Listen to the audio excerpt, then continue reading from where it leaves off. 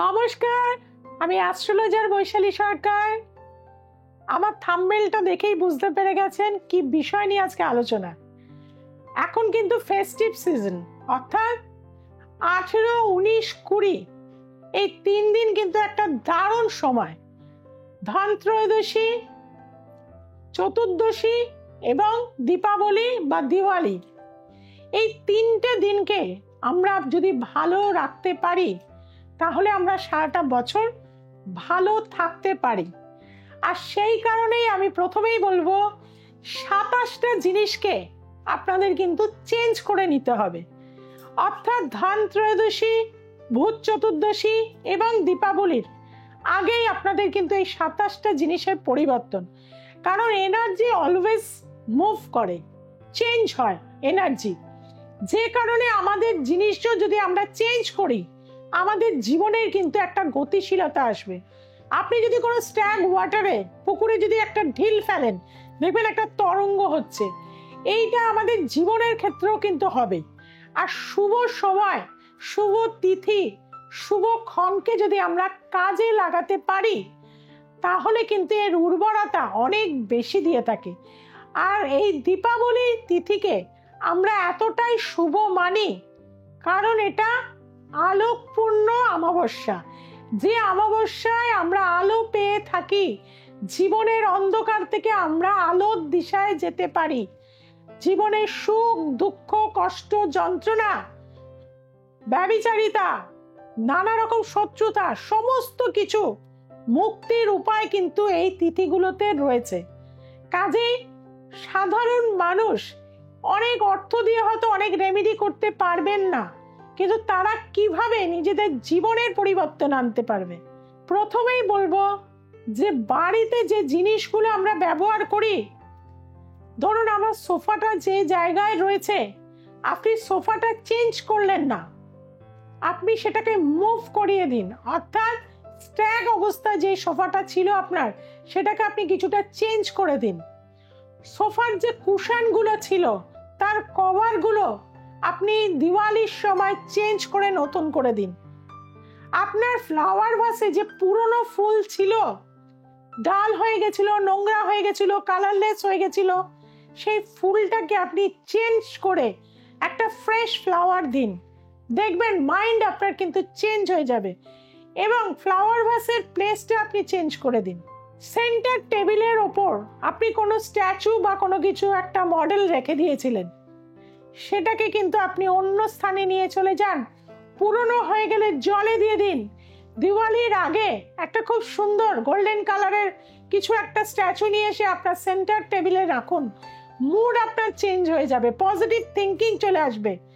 ঘড়ির ব্যাটারি কি শেষ হয়ে গেছে বা কাঁচটা কি ভেঙে গেছে, অবশ্যই নতুন ঘড়ি নিয়ে চলে আসুন এবং সেটা একদম সঠিক টাইম করে সেটাকে কিন্তু আপনি চর রাশি যখন থাকবে সেই সময় কিন্তু চালনা করে দেবেন। অর্থাৎ সময়ের কাজ সময় সেটা কিন্তু চলতে থাকবে। ভাগ্যকে কিন্তু আমরা পরিবর্তন করতে পারি যদি আমাদের সেই শিক্ষায় শিক্ষিত হতে পারি। কাজেই রান্নাঘরের কাপগুলো কি ফেটে ফেটে গেছে, প্রচন্ড রকম অশুভ। অর্থাৎ আমাদের বাস্তুতে লক্ষ্মীও আসে, অলক্ষ্মীও আসে। দীপাবলির রাতে আমরা কিন্তু অলক্ষ্মীকেও পুজো করি। বাড়ির বাইরে কিন্তু কিছুটা গোবর একটা কলা পাতার মধ্যে দিই, সেখানে কড়ি দিই এবং ধূপ দেখাই, দেখিয়ে কিন্তু সেটা বাইরে রেখে দিয়ে আসি এবং কিছুটা নুন চারিপাশে ছড়িয়ে দিয়ে ফুল দিয়ে দিই, দিয়ে কিন্তু চলে আমরা আলপনা দিই, লক্ষ্মীর পা অঙ্কন করি। আর অনেকে স্টিকার লাগান, খবরদার সেটা করবেন না। আপনি আতপ চাল ভিজিয়ে রাখুন, গোবিন্দভোগ চাল ভিজিয়ে রাখুন, তার যে প্রাকৃতিক সুগন্ধ, তার যে এসেন্স, মা লক্ষ্মী আপনার বাড়িতে আস্তে আস্তে আসবে। আর কি করবেন, ভাঙা লাইট, কেটে যাওয়া বাল্ব খবরদার বাড়িতে রাখবেন না, বদলে ফেলুন। সারা বাড়িকে লাইটে ভরিয়ে দিন, দেখবেন মা লক্ষ্মী সারাটা বছর আপনার গৃহেতে কিন্তু থাকবে। তার পাশাপাশি কি করবেন, ঠাকুরের অনেকের জিনিস থাকে, ঠাকুরের বাসন ভেঙে গেছে, প্রদীপের মুখটা একটু বেঁকে গেছে, এইগুলোকে কিন্তু মানে এই যে কুবেরজির যেদিন দিন হয় আমাদের কিছু কিনতে হয়, একটা পিতলের প্রদীপ কিনলেন, ছোট ছোট জিনিস সাধারণ মানুষ এটা করতে পারে। এবং ঘিয়ের প্রদীপ অবশ্যই প্রতিদিন ঠাকুরকে দেবেন। মোমবাতি জ্বালাবেন। আমাদের ভূত চতুর্দশীর দিন নিজেদের সুস্থ রাখার জন্য 14 শাক খেতে হয়, অর্থাৎ আমরা বলি না যে পূর্বপুরুষের উদ্দেশ্যে আমরা কি করি, 14টা প্রদীপ দিই। এই যে আমাদের মহালয়ার সময় পিতৃপুরুষরা যে নিচে নেমে আসে আর এই কালী পুজোর চতুর্দশী তিথিতে তারা কিন্তু আবার ফিরে যায়, তাদের উদ্দেশ্যে আমরা সর্ষের তেলের প্রদীপ কিন্তু দিয়ে থাকি। এবং ধনত্রয়োদশীর দিন যমদেবের উদ্দেশ্যে কিন্তু আমরা দিয়ে থাকি কিন্তু যমদীপ, যার ফলে আয়ুতে যাদের নাশ আছে, অনেক সময় জ্যোতিষী বলে দেয় আপনার আয়ুস্থান ভালো না, অবশ্যই যমদীপ দেবেন বাড়িতে। এই ধরনের আপনাদের জীবনের পরিবর্তন করুন। তার পাশাপাশি আপনাদের চালের ড্রামটা হয়তো ফেটে গেছে, প্যাচ কেটে গেছে, অবশ্যই সেটা চেঞ্জ করে ফেলুন। দীপাবলিতে ভর্তি করে চাল ভরে রাখুন। নুন আর চিনি এক জায়গায় রাখবেন না, দুটো দুদিকে রাখুন। এবং নুন হচ্ছে লক্ষ্মীর বাস, প্রচুর পরিমাণে নুন এনে কিন্তু আপনি বাড়িতে রাখবেন, অন্য কাউকে সেই সময় কিন্তু নুন দেবেন না। চিনি ভরে রাখুন। সর্ষের তেল ওই দিনে কিন্তু কিনে আনবেন না, লোহার কোনো জিনিস কিন্তু কিনে আনবেন না। মেয়েরা বাড়িতে আলতা পরুন, হাতে মেহেন্দি পরুন। দেখবেন মেহেন্দির যে সুগন্ধ আপনার মস্তিষ্ককে কিন্তু ঠান্ডা রাখে। মেহেন্দি কেন বিয়ের সময় পরায়, এই কারণেই কিন্তু পরায়। চন্দন কেন পরায় না, চন্দনের যে অ্যারোমা রয়েছে, আপনার মানসিকতা, এত লোকের সাথে কথা বলা, মানে পিস অফ মাইন্ড আপনি যাতে থাকতে পারেন, কুল থাকতে পারেন, যার ফলে চন্দনের টিপ কিন্তু অবশ্যই ঠাকুরকে পরাবেন, নিজেও পরবেন। ঠাকুরকে কিন্তু লক্ষ্মী গণেশকে অবশ্যই পদ্মবীজের মালা পরাবেন। এবং মা লক্ষ্মীকে দীপাবলিতে যখন পুজো করবেন অবশ্যই নারায়ণের পুজো করবেন। নারায়ণ যদি সন্তুষ্ট না হন আপনার বাড়িতে লক্ষ্মী থাকবে না, কারণ তিনি জামাই, জামাইকে আদর না করলে মেয়ে কিন্তু সেই বাড়িতে থাকে না। কাজেই লক্ষ্মীর চালিসার সাথে সাথে নারায়ণের চালিসাও কিন্তু পাঠ করবেন, অর্থাৎ সত্যনারায়ণের পুজো দেবেন, সিন্নি দেবেন। এবং বিভিন্ন রকম মানে আপনারা মোয়া, চিড়ের মোয়া, মুড়ির মোয়া, খোয়ের মোয়া, পাটালি, গুড়, এইগুলো প্রচুর পরিমাণে ঠাকুরকে দেবেন।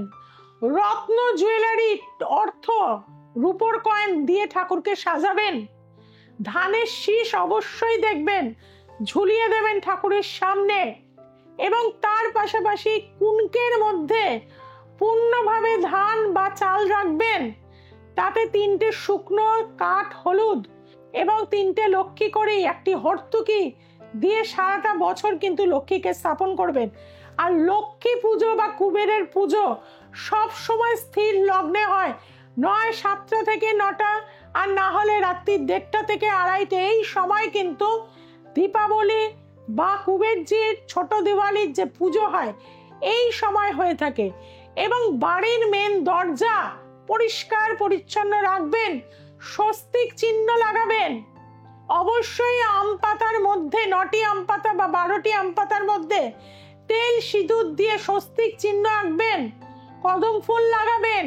বাড়ির দুপাশে কিন্তু কলা গাছ ঘট দিয়ে স্থাপন করবেন।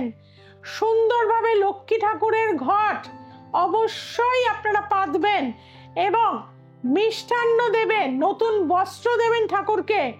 নিজেরাও নতুন বস্ত্র, দিওয়ালির পুজোর সময় নয় লাল নলে হলুদ বস্ত্র পরে পুজো করতে বসবেন। অর্থাৎ ছোট ছোট পরিবর্তন আমাদের জীবনের কিন্তু অনেক ক্ষেত্রে উন্নতি এনে দেয়। এবং সেদিন যে টাকাগুলো দিয়ে আপনি পুজো দেবেন ওই টাকা আপনি খরচা করবেন না, আপনার লকারে বা ক্যাশ বক্সে আপনি অবশ্যই রেখে দেবেন। সারাটা বছর সেখানে অন্যান্য পয়সাও কিন্তু দিতে থাকবেন। দেখবেন দিনে দিনে কিন্তু আপনার জীবনে অর্থ শ্রীবৃদ্ধি কিন্তু পার হবে। আর একটা যেটা করবেন সেটা হচ্ছে একদম দিওয়ালির আগের দিন একটি তামার পাত্রের মধ্যে বেলপাতা, তুলসী পাতা, কর্পূর এবং জল ভিজিয়ে রাখবেন। এবং তুলসীর ছড়া দিয়ে সারা বাড়ি কিন্তু দিওয়ালির দিন বাস্তু যাদের দোষ রয়েছে তারা কিন্তু একটু কাঁচা দুধ তারা দক্ষিণাবর্তী শঙ্খতে ভরে সারা বাড়ি কিন্তু প্রদক্ষিণ করবেন, একটু একটু কিন্তু ছিটে দেবেন। যদি ফ্ল্যাটে থাকেন তাহলে নর্থ ইস্ট কর্নারে সেটাকে বসিয়ে রাখবেন। দক্ষিণাবর্তী শঙ্খ এবং শ্রীযন্ত্রম সেদিনকে আপনারা পুজো করতে পারবেন। আর বাস্তুর জন্য আমি কিন্তু বিশেষভাবে পঞ্চতত্ত্বের ওপরে আপনাদের বাস্তু যে সমস্যায় আপনারা জর্জরিত হয়ে রয়েছেন তার প্রতিকার করে কিন্তু আপনাদের হাতে তুলে দেব। যারা নিতে চাইছেন নিচের ফোন নাম্বারে অবশ্যই যোগাযোগ করবেন।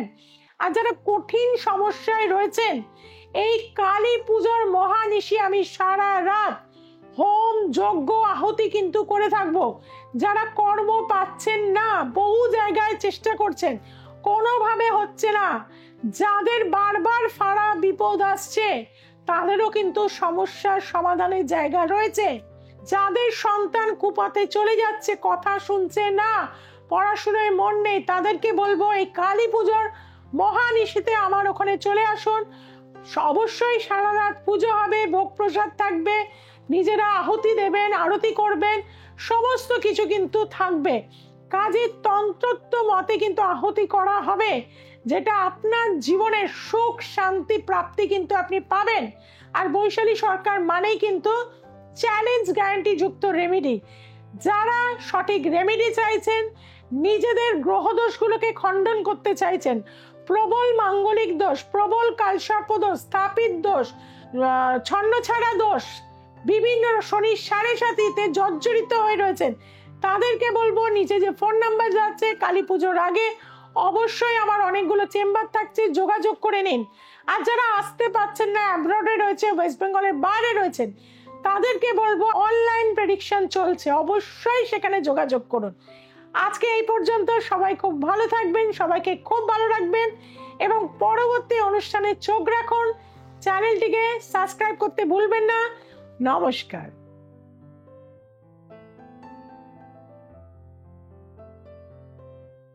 আমি স্বর্ণালী করণ, হাওড়া চেম্বারে ম্যামকে দেখিয়েছিলাম প্রথমবার মাধ্যমিকের আগে আমার এডুকেশন রিলেটেড নিয়ে।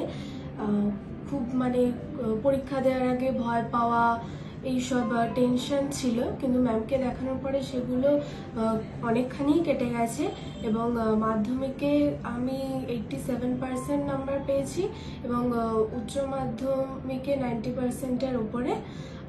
এখন আমি অনার্স নিয়ে পড়ছি, খুবই ভালো আছি, পড়াশোনা ভালো করছি।